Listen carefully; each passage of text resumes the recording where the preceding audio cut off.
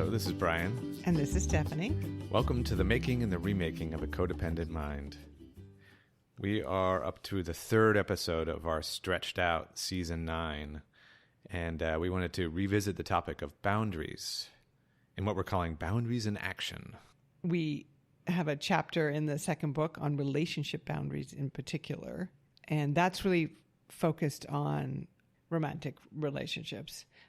But of course, boundaries come into play in every relationship you have, from the very casual to the most intimate. And we both recently had experiences where we had to do what we're calling boundary work in friendships. And it was hard.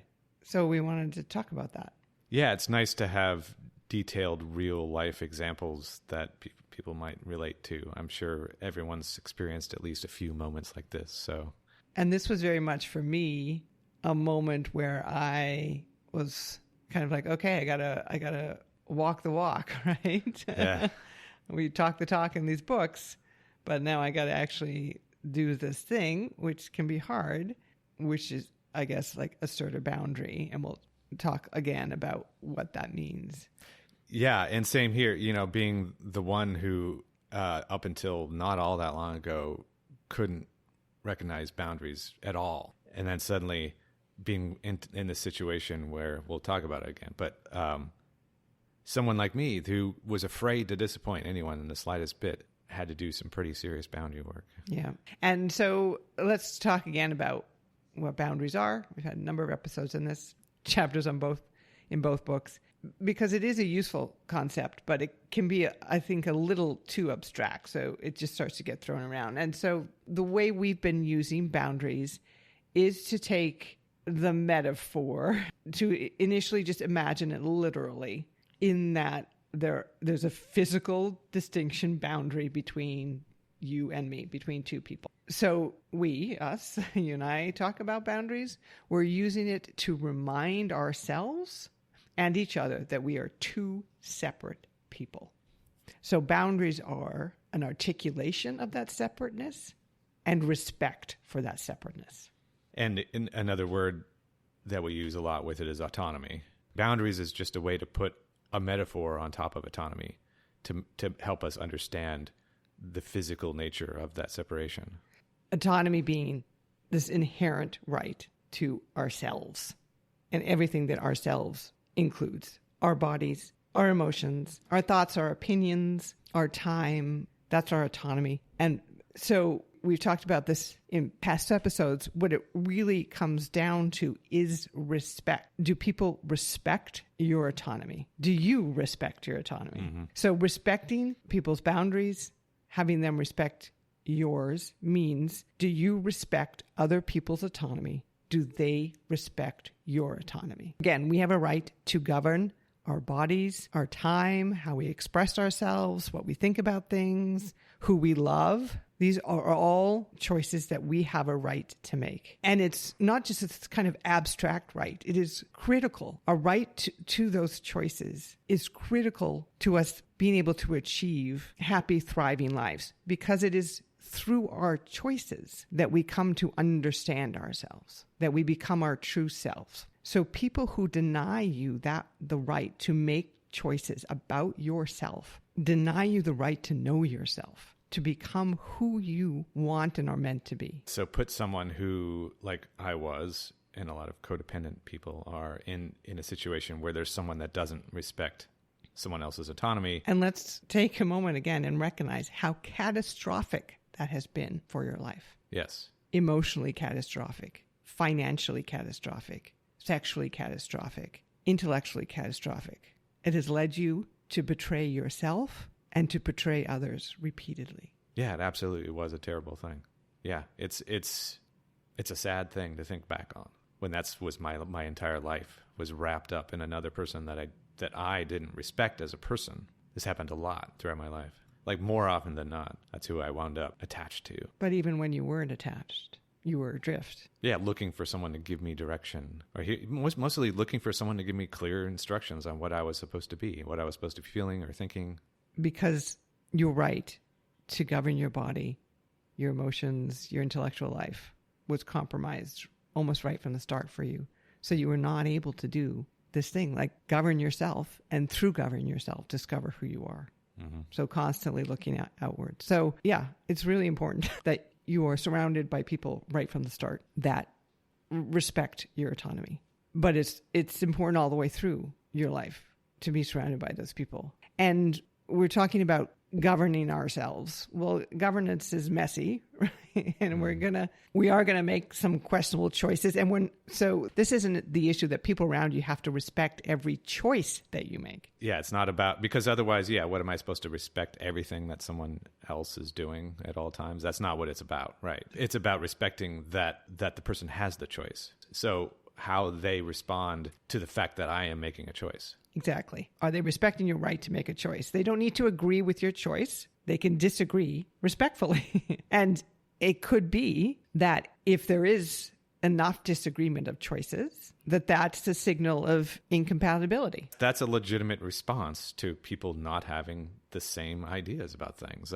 Yeah, right. You don't have to force it into somehow fitting. Yes, you can just decide we respectfully disagree on too many things to be in any kind of relationship. Or we can be casual friends, but we're not kind of in alignment on important issues such that we can have a more intimate relationship, whether that's a friendship or romantic. Well, and when you say that, and the example that I'm going to get to is a lot of it was time management, so like that's a thing that people can be misaligned on. Like, so with casual friendships, one friend could want to hang out every single day and the other may not. And if that is widely different, then you may not be able to be friends if one person wants something drastically different than the other person. And this is an example that we're going to talk about. Yeah. But there's so many of them, yeah. right? Because it's true, absolutely. When you have two autonomous beings, it's like coming together. There's going to be mismatches in terms of what they want and what they need and what they think. And absolutely, relationships involve negotiation between two autonomous states, right? Mm-hmm. There's no question. And so we could take, you mentioned how much time to spend together. There's the classic one in romantic relationships or sexually intimate relationships, how much sex you're going to have. So one partner could want or feel they need sex 2 or 3 times a week, and the other person wants or needs sex once a month, maybe. And they have to decide if there's something that can work for both of them. But it's always a constant negotiation. And both people in any relationship can at any point change their mind about what they want and need and about what they're willing to do to try to help the other person meet their wants and needs. Because it's always the issue of, I respect your choice. It might have consequences for the relationship, but I respect your right to make a choice. Right. So we should talk a little bit about what it looks like what does this lack of respect look like? What are some examples of that? So we have them in our stories, but we can talk about that a little bit in advance. Yeah. So, we're calling out having a certain type of emotional energy directed at you. And that is that the other person is showing disrespect, not just for your choice. They're not just disagreeing with your choice. They're showing disrespect for your right to make that choice, which means they are showing disrespect to you. Yes, you as a person. If they are sending the emotional energy of guilt, embarrassment, or shame towards you. So if they want you to feel guilty about making the choice, embarrassed about making the choice, or ashamed about yourself because you made that choice, that means they don't respect your boundary, i.e. they don't respect your autonomy, i.e. they don't respect you. Because boundaries are the way we protect our autonomy. Autonomy is the way we discover and express who we are as people. That's the through line. If they're directing guilt, embarrassment, shame at you, then they are not respecting you. Yeah, and it can be so hard when I think back on my whole existence being basically a daily existence with people who didn't respect me or I didn't respect myself. Basically, every choice I made was not respected. And this is a direct assault on your autonomy. This is serious stuff because enmeshment, like you experienced, is a form of enslavement. It's an attempt to control another person and to deny that person's right to full personhood. If someone is repeatedly disregarding your boundaries, it's because they are mounting an assault on your personhood. That being said, it's serious, but it's not always easy to recognize. Right. Yeah. It could be subtle. It could start subtly and get worse over time. Yeah, there's a lot of different ways it could look. And again, because relationships do involve negotiation, right? Like it's not about you have to respect my choice. Right. Just having like a big list of hard, fast rules about yourself. And I never, ever cross this line for anyone. That's fine if you want to isolate yourself. But like, again, boundaries are defensive. They're not an offensive weapon, right? So you're not allowed to say like, oh, no, I only want to have sex once a month. So you are only having sex once a month. Right. We are only having one sex. Like my choices are not just choices. They're rules that you have to respect. You have to respect. Yeah, that's interesting. That's the other side of that. That's like using boundaries as a sense of control. Yeah, as a weapon, right? So there is this kind of negotiation, and you do want, in a relationship, like we talk about extensively in You, Me, and Us, there's an us that needs to be cared for, whether that's a friendship or a full relationship. And that's going to occasionally mean doing things that you don't particularly want to do, or that if you were on your own, you wouldn't make the choice to do. But there's that word again it's key. You're still making the choice to do it. You're saying, I'm going to choose to do this because I value this relationship, or I want this person to be happy, or I want to feel connected. However it is, if it's a legitimate choice that you make, and this is why it's so important that from very early on, you get used to making your own choices, governed by your own desires and wants and not by other people's, so that you know that if you're coming to the table, if you're coming to the other person and saying, yes, I want to make this compromise, it's authentic. It's not about because I need to do whatever you want me to do. Yes. Or you're going to guilt or shame or embarrass me. It's because I want to be there. Right. I mean, that's really important because that was usually my driver if I was doing something I didn't want to do that someone else wanted to do. Not like, oh, okay, this person really wants to do this. It's not really my thing, but I value this relationship, and so I'm going to go dancing till 2 a.m. this one time, because they really want to do it, but not because I feel like they're going to get mad at me if I don't or something, or... Which is what you were saying is what you consistently experienced. Yeah. But although you were trying to convince yourself that you did want to do it. Yes, right. That was my way of cleaning that up. Oh, yeah, of course I want to do that. So rather than going, I don't want to do this, but I'm going to do this for the sake of this relationship, it's just like, well, yeah, I want to do this. It's fine to say, I don't want to do this, but I'll do this for the sake of the relationship. Mm-hmm. You weren't even doing that. You weren't admitting that you didn't want to do it. No, that's true. Right.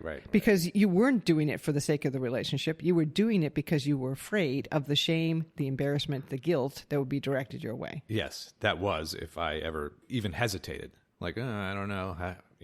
Then like what's wrong with you? So if you feel this energy of guilt, embarrassment, shame being directed towards you by the other person, then that's not a respectful relationship. That's not a relationship in which you are respected. And I think it's equally important, especially for people like me who had a history of not respecting my own boundaries, is to look at that also. So like if I'm even just somehow anticipating that I'm going to get guilt, so then I do something that, say, I don't want to do, and it's not really for the sake. So it's for that reason we just said, like, I'm afraid they're going to be disappointed. I'm afraid they're going to get angry at me or guilt me or something. So that's why I do it. That's an important thing to look for. Just really read myself. Why am I doing this? Which is hard. It is. So you had more clear examples in your past, obviously, the relationships with R and J, and then various friendships, in which there was a clear case of enmeshment, of lack of respect for you, lack of respect for your autonomy. And the way it was challenging for you to express your autonomy made sense because there was violence directed against you when you did so often. But we're going to now talk about two specific cases, one with me and one with you, in which it wasn't so clear. And so it became more difficult for both of us to know how to react. With me, it was the case of going on an international trip with a friend. We had been friends, I don't know, quite a while, like maybe 18 years. We had worked together and then stayed friends. We might see each other once or twice a year for a while. You know how people who kind of drift in and out. We got closer during COVID, I would say. We just both of us made more of an effort to see each other more often. So she was wanting to take a vacation to a festival for her birthday, and I suggested that I would go with her and accompany her and kind of, because I wanted to help her have this experience and share it with her. So I offered that, and she accepted. that we would travel together. But almost from the beginning, it kind of started to go wrong. And, I knew that we didn't really mesh in a lot of ways. And, kind of temperamentally, maybe the things that we were interested in doing, our sense of time in terms of when we like to get up, how punctual we are. I knew that we weren't really lined up on all those things, but I guess I had this kind of overconfidence, like, oh yeah, I'm good with boundaries, right? I respect other people's choices. If she wants to do something I don't want to do, I'm comfortable going off and doing my own thing. But yeah, almost from the beginning, it kind of didn't go so well. And by beginning, you mean before you even went on the trip? Absolutely. Like almost from when I told her I was going to go. Because one thing I asked her was like if she would feel comfortable that if you went. Because, I was like taking vacation time away from us as a couple and spending our money to go. And, I know you want to travel, enjoy traveling, and you've known her a number of years as well. And she was like, no. She's like, oh, that would make me feel like a third wheel, which is fine for her to say that. Like, I'd rather her be honest. But on the other hand, she's saying, I don't want you, Stephanie, to have your husband there because of the way it would make her feel. So it set up what turned out to be this dynamic, this very much focus on her and her experience, which again, the whole reason I was going was to help her have this experience and to share it with her. So I was, it was her birthday. I was okay with that to a degree, but I felt that there was repeated messages. She was not thinking about or respecting my experience or choices and prioritizing hers and how anything I chose or did not choose would affect her. For instance, she was going to, after this festival, go and take a bus tour, and she wanted me to continue on with her. It's like, well, I already was spending money and I was already spending time away from you. It's like, no, I can't do that. And I told her I couldn't, but she brought it up repeatedly. Oh, are you sure? And then like sending me itineraries, just like making me feel like I had not only to say no once, I had to say no repeatedly. And this is another thing as well. Yes. Like if you have to say no repeatedly, that means they're trying, because no one likes to say no. No one wants to disappoint someone in a relationship, right? So if they're making you say no repeatedly, then they're trying to use guilt. And guilt was the main thing I felt directed at me. So for instance, I didn't ask her again. I asked her once, are you comfortable if I invite Brian? And she said no. I didn't keep asking her. Yeah, are you sure? He has time off. Are you sure Brian can't come? Brian? So I was making a compromise by not having you come. Fine. I'm allowed to do that. But then I was also making a similar choice not to continue with her. And she didn't want to respect that choice because she really wanted me to come. And so I had to say no repeatedly. And then I ended up her birthday was going to involve this overnight experience where she wanted to wake up in this certain place. Not wake up. We were going to be awake all night. There's no sleeping. And there's no sleep the night before her birthday and then into her birthday morning. And then the festival continued for one more night. But I ended up having to book a flight the night, which would have been the night of her birthday, just because of logistics and cost. And I let her know that. And she sent an email back to me how she was disappointed. So this is now explicit, that I wasn't going to be there the whole festival. And couldn't I book a flight for the next day? I took that to be a pretty direct statement of disrespect. Like I made a decision that was right for me for all kinds of reasons that I don't need to give her. I just need to tell her I had to book a flight. And even if it's because I wanted to, that she would not respect that she would try to make me feel guilty for leaving early because I was disappointing her. And couldn't I make a different choice? Yeah. So once again, we keep coming back to the main thing here is not that the two of you wanted to do different things. It's the way she reacted to you wanting to do different things or exactly. needing to or whatever your needs were. Her reaction is what is the issue. So at that point, I almost didn't go because I was spending quite a bit of money and time away from you and my family. There were other things going on with my family. And that was the most obvious. But again, I felt all these kind of little digs. As if I committed to doing this, I was now at her disposal, right? So if I didn't want to do everything she wanted to do, even me saying, which I said repeatedly, she was trying to make plans of what we could do and where we could go. Oh, I want to take a tour of this place. I'm like, well, I'm really not into tours. I don't like tours. I said, but I'd be happy to go with you and then hang around outside until you're done. No, she didn't like any of that stuff. So when she did that kind of blatantly, I'm disappointed you're leaving early, change your mind. I was like, I'm not going if she brings that up again. But she didn't bring it up again. And we went on the trip. But all the way through, there were those little, passive aggressive. I was disappointing her. I was getting up too early, or I was just I just constantly felt that at any moment she was going to be disappointed with me or with things going on.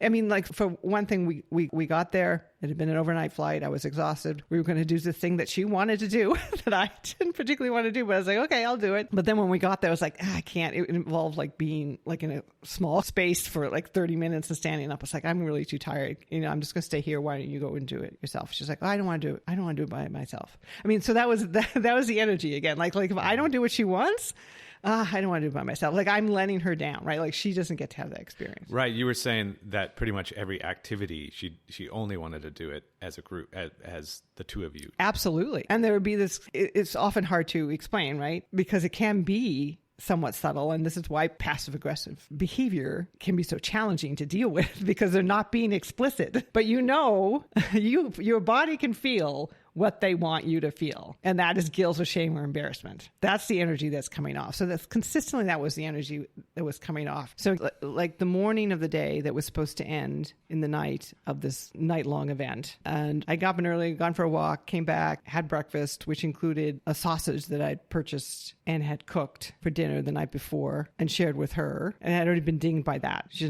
said she didn't like sausages. So I had already been dinged that I had bought a sausage to make for dinner, although she reluctantly ate well, some of them. didn't you say that she didn't? You said, well, what do you want? I don't know. Like sort of thing? Yeah, when we had buying groceries and I was getting food because I wanted to make food and not just buy all the food, I was like, oh, I thought I get sausages. I don't like sausages. I was like, and that was it. Like I was supposed to buy something different and cook something different for her. I don't like sausages. But anyway, she ends up eating the sausages, but there was a sausage left over, which I guess she felt was hers, even though she didn't like sausage.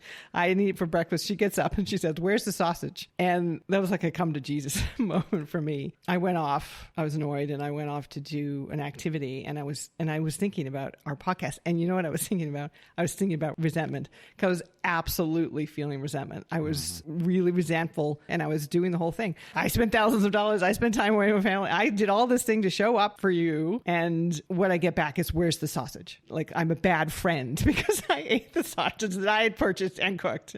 I mean, that's what the feeling was. Like you're a bad person and you're a bad friend because you ate this sausage. And so I was 100% feeling resentment. And I was like, okay, what do we say about resentment? It's the anger of the powerless. It's the anger of the powerless. So I was thinking, I'm not powerless. I have made the choice to be here, and I can make the choice to leave. And when I had that thought, I realized that's what I need to do. Because what's going to happen if I stay is I'm going to stay up all night, even though I don't want to do it. And she's going to, at the end of it, be disappointed because I'm leaving early, and I'm going to be resentful AF. Because in addition to all the stuff I'm already starting to feel resentful about, now I'm going to be resentful that I did this thing that I really didn't want to do. But I am not powerless, and I can just not do it. So I went back to have that discussion to say that I was going to leave, and it was really hard. And my hands were trembling, and I think my voice was trembling. Like I felt just physically very challenged to go up to this person who had been directing this energy towards me for days that I was not a particularly good friend, and tell her now, okay, well, you thought that was bad. And now I'm actually leaving, right? And so we had the conversation, and it was really hard, and we both got emotional. And, and I framed it as like, I just feel like you're just disappointed in me, and I don't like that energy, and I'm going to leave. And I preface it, but like, I value your friendship. I think you're a good person. This is just not working for me. And it's interesting because she did say at one point in that conversation, she wanted me to take accountability, or she wanted me to be responsible somehow. I wasn't even accusing her particularly. I was just saying, like, I can't be around this. And she's like, it's some version of that I was just going to do what I wanted to do. And this was an accusation. This was a bad thing. This is, again, an indication of how I was being a bad friend. And I tried to say some version of what we said. It's like, yeah, exactly. That's my job. My job is to take care of myself. Your job is to take care of yourself. And we meet together as we both choose to meet together. And you also did quite a few things you didn't want to do. Well, yeah, I mean, that was the other point. It's like the specifics. I didn't want to go on that vacation. That's not the vacation I chose. I didn't want to be away from you. There are a number of things that if it was just for me, I did it for her, for our relationship, to have that connection with her. But again, it wasn't enough. And this is an energy that you're going to get from people who don't at a fundamental level respect your autonomy. Is that it's not going to ever be enough, because there's just a constant need for more resources. And it's interesting too, when I was listing off the things that I'd done that kind of technically I didn't want to do, but that I was doing it to show up for her, she did acknowledge that she was surprised that I had come at all because people had not shown up for her like that in the past. And I tried to say in a gentle way, well, maybe because when people show up, you make them feel bad, right? Like it's not enough. And what they get back is not appreciation. I mean, I never got a thank you at all. I never got any sense that she appreciated the efforts that I was making. All I got was a sense that my effort was not up to snuff. So I'd never really been around that energy. Like, I guess, now in thinking back over our friendship, she had that energy, but it's much different when you're with them, like for 24 hours for days on end. Right. It's really hard to get away from that. And then any attempts to get away from that energy, like doing my own things, would only intensify that energy. Yeah. When I think about when I used to travel with Jay, the previous partner that we've talked about, I mean, the whole relationship was already enmeshed and all that. But I sometimes on trips, it would just get so out of control. The expectations and the guilt and it was really much more assault based. Yeah, it's a much more intense version, but it was a version. Yeah, it was. And so there was a few times that I can remember that I made a similar choice. I'm going to do something different. Oh, she's like, I'm going to lay down for a 3-hour nap or whatever instead of go on this tour or whatever it was. So I chose to go off on my own. But I felt the guilt that I got in advance of doing that made it almost impossible to enjoy myself because I knew what I was going to get back to. Stonewalling, anger, yelling, why did you do that? I can't believe you abandoned me type of stuff. Yeah. Yeah. So again, a more extreme version, but it's all in the continuum. You making choices to have the kind of experience that you want, and the other person takes that as a violation of their rights somehow. And so that you get anger. I mean, we didn't mention anger. There's also anger. Like if someone's angry at you for making your own choice, that's that's a little more clear. So if you have an anger directed at you because you choose something for yourself that makes sense for you, absolutely. Mm-hmm. That's a very blatant sense of disrespect. We're mentioning guilt, shame, embarrassment because they can be harder to pick up and they're often disguised, right? Like you would get back and Jay would be, as you said, stonewalling or maybe violently banging cabinets or making it clear that she is angry at you and that you did something wrong. But, the passive aggressive comments can be a little more difficult, right? Yeah, right. Now we're going to turn over to your experience as well. Right. So now it's not like I'm going around trying to find people to test me and all that. But in the end, this turned out to be a really great test of my new sense of autonomy and agency and ability to disappoint people. And it was this whole nice package where I made this friend locally just now over a year and a half ago, I guess. And at first we just had different stuff. He was looking for something different. He wasn't in a partnership like I am. He didn't have a lot of time demands. He basically wanted a friend that was available every day. I mean, ultimately that's kind of and that's not what I was looking for. So right from the start, we were a little misaligned, but it wasn't super obvious in the beginning. Like he was the type that wanted to text every day, multiple times a day. I used to be like that with people, except that now that rubs me the wrong way. It's not really what I want to do because it kind of just reminds me too much of when I would get enmeshed and this feeling the need to respond to someone's text immediately or they will be disappointed. So, but right off the bat, I was at least making the decision. I knew I didn't want to be texting him back because of that reason, but I was still texting him back, but there was some constraints on it because of his job. But eventually it came to be more of a disrespect of my time. So these things started to kind of trickle in where he kept suggesting to hang out. And so he was interested in texting a lot more than you were interested in texting, and he was interested in getting together a lot more than you were interested in getting together for whatever reason. Right. And ultimately what we're going to get to here is that it's the way he responded to that, the things he said in response. So like when we did get together, like an example would be, I would say, we're going to go somewhere and write. And his responses at the beginning were kind of subtle, passive aggressive, like, oh, you're going to write again. Okay. Until eventually, finally he came right out and said, you don't have to write all the time. Okay. Just a blatant, like, no, you should be hanging out with me instead. There's better things to do. You should be hiking. You should be doing this. No, you should not be writing. Why are you writing? Yeah, it's a disrespectful comment. Mm-hmm. Yeah, and so I'm like, well, because I like writing and I want to write. And Yeah, he kind of rolls his eyes. He's like, oh, okay, whatever. Like there was a growing list of evidence that he didn't respect my time and what I did with it. He wanted me to be doing what he wanted to do. A lot of eye rolling and those kind of little digs about the choices that you're making. Which, and so to take that further, he did the same thing with how I spent my time with you. He seemed to think that was excessive. Like or that we had certain nights that we had pegged for things, like Friday night or Tuesday night. To spend together. And, we did have such a busy schedule that we kind of did have our weeks scheduled out a little bit like that because we had social things. And also, back to relationship boundaries. We have a relationship and we take it seriously and we want to make sure that we have time, just the two of us. Yeah, and so he didn't respect that. What did that disrespect look like? Well, so Tuesdays was one of the nights where I said, was no good. At first, he just kept suggesting Tuesday, and then I said, well, no, Tuesday I had something, like a standing thing. Yeah. So I don't want to get on Tuesday. But then he continued to just kind of push that with like, I know you and Stephanie have whatever it is you do on Tuesdays. But then also I would stop responding to his afternoon texts because he had these 2 times that he wanted to have these text back and forths. The Tuesday afternoon one conflicted with the start of our just afternoon evening plans. So which is kind of classic boundaries, right? Like you had a boundary, which is like Tuesday evenings are reserved for us. Yeah. We don't get on our phones and have text conversations with other people. Yeah, because that's what it's going to be. I'm not going to. There's, it's a back and forth. That's what he wants, and I'm just going to wait. I don't need to get back to him immediately.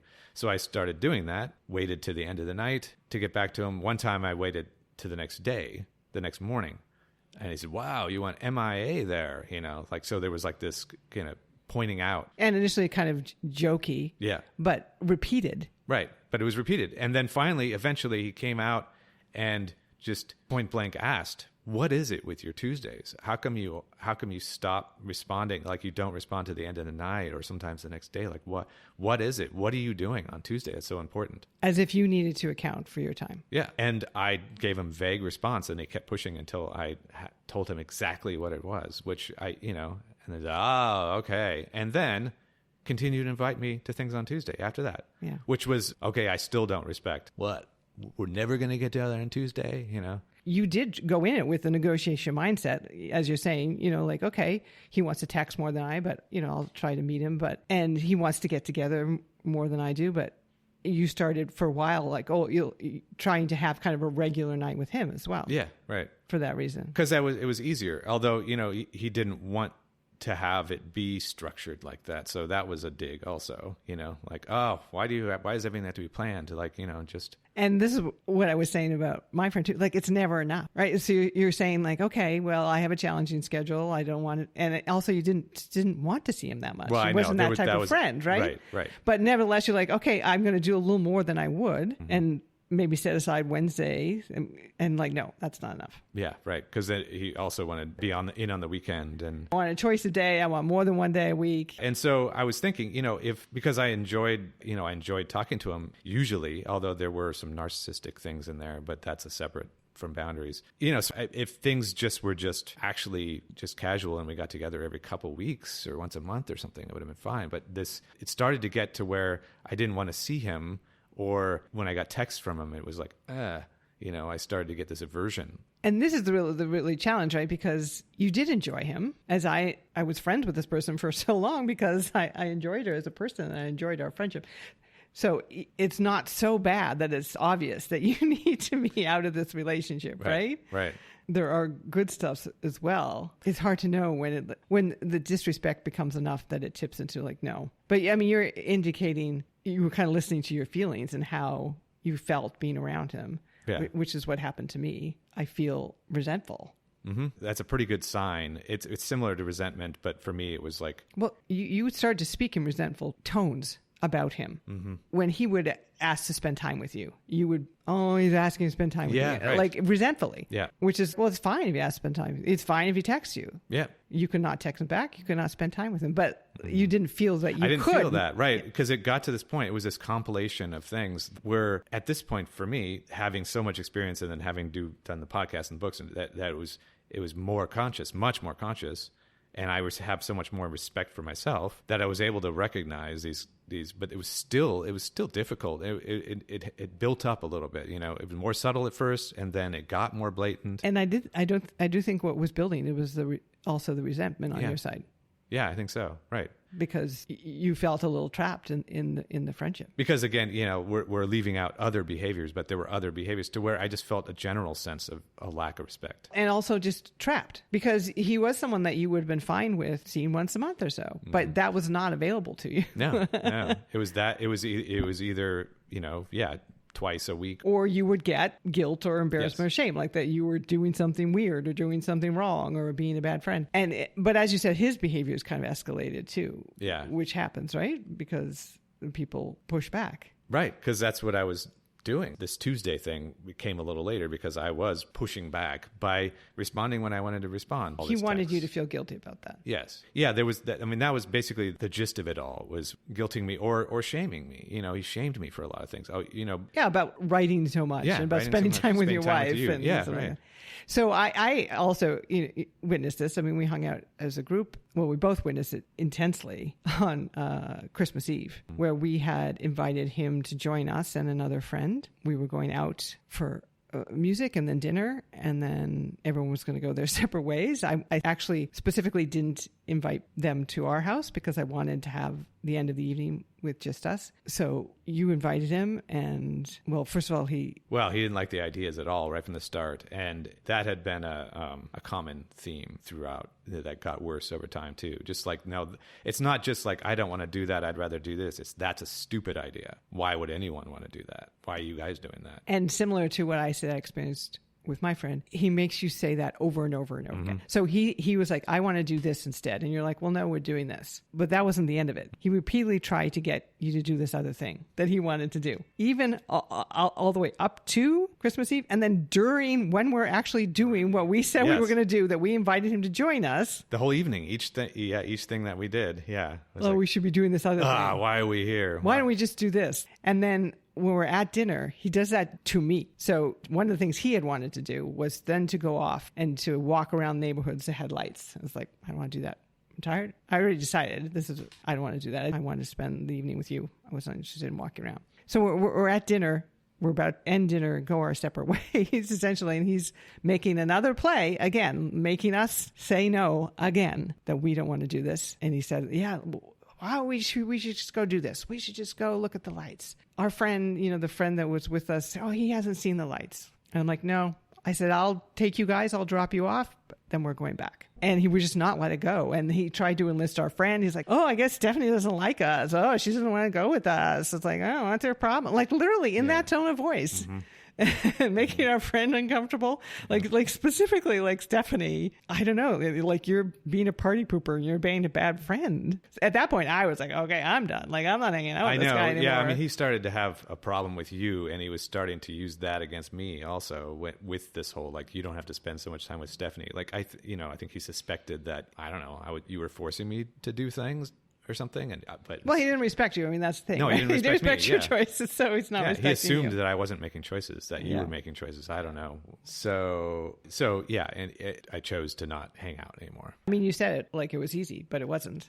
No, it's not. I mean, it wasn't easy to do. Because first you have to come to the understanding, acknowledgement, this person doesn't respect me. Yeah. And the impulse initially for all of us is like, preserve this attachment, right? Like, right. Save the relationship. So what can I do, right? So what I chose to do is have a conversation with this person, but I hadn't been friends with this 18 years and stuff. What you chose to do is just try to, again, what we classically say is set more boundaries with him. Yes. Like this is not going to be a once a week thing.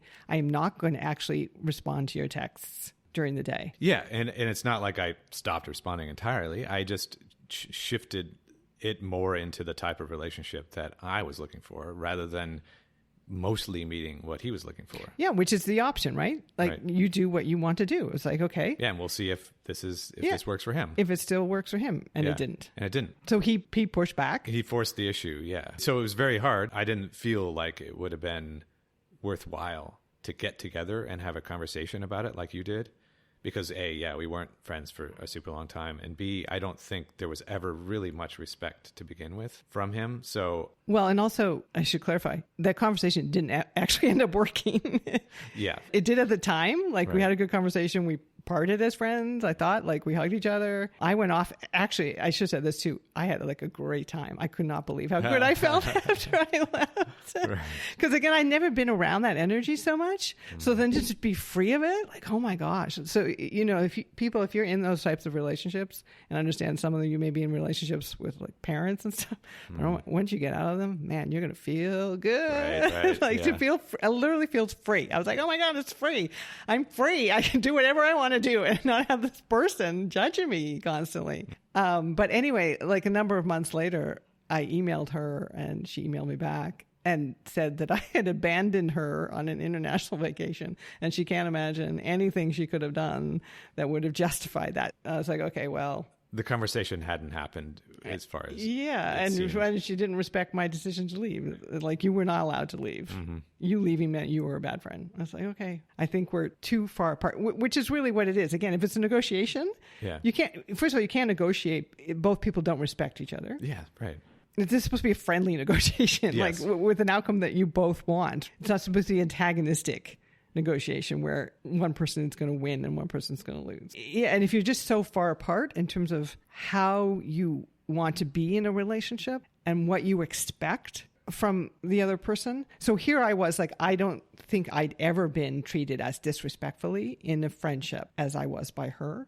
And here she was thinking that I abandoned her on an international vacation. Those are very Right, far right. apart. Yeah, yeah. And I mean, it was a long friendship, but not enough. It wasn't that close that I felt I needed to try to find a way to reconcile those. It just seemed irreconcilable. And that's pretty much where I was at with this too, where it's like, okay, and I said a minute ago that it was like, oh, I didn't anticipate the conversation being worthwhile, but also I had gotten to a point with him that I didn't want to have the conversation either. Like, what are we negotiating at this point? I don't actually want to negotiate a friendship. Even off the top, you were kind of like, this is a person that I spend 1 or 2 days a month with, Yeah. not have daily interactions. Right. Even at the beginning, you were both of you were very far apart in terms of what you wanted from the relationship. Yeah. And you had got even moving further apart. Like, Yeah, over the course. to the extent that you're like, actually, I'd be happy if I never saw him Yes. again. So why have a conversation? Because, it got to this point where I was starting to like kind of, I don't know, internally rank the hangouts where it's like, oh, what were the conversations like? Or how many times did he insult me? Because that actually happened on a regular basis where he would insult me in some way, at least like 2 or 3 times throughout the course of and I was like, well, that wasn't cool. Like, so now I'm just going to anticipate that every time. Like, Yeah. it's going to be like, I'm going to say Yeah. something and you go, wow, that's stupid. What are you talking about? So, you didn't exactly ghost him, but you pulled back. I just pulled back. He asked yeah. the question and you answered honestly. Yeah. Like, I'm not interested in continuing. And that was really hard to do. And I did. Yeah, I know. Right. Yeah. It's impressive, actually. I mean, it's almost like felt you were calmer than I was. Yeah. Even witnessing it, right? Like witnessing you do it. Well, yeah, because I sent a text, like and I just kept it very short and like didn't hesitate too long and just went ahead and sent it. Yeah, And you were clear. You didn't feel the offer need to more over-explain. explanation. Right. Because you have the right to make that choice. Yep. All right. That's our boundaries section. Yeah. That was a long one, I guess. Yeah. Right. But it's hard.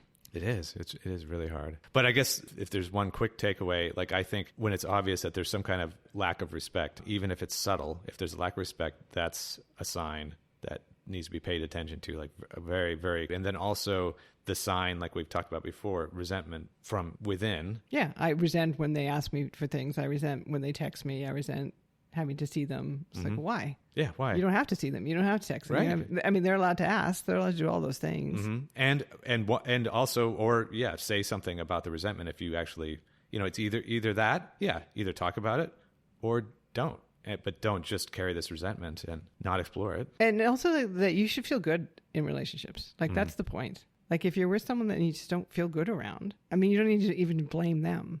Don't be around them. But if you're in a relationship where you feel bad about yourself because you feel like you're constantly disappointing someone or making someone angry or you feel ashamed of embarrassed, then that probably means because they want you to feel that way. Yes, right.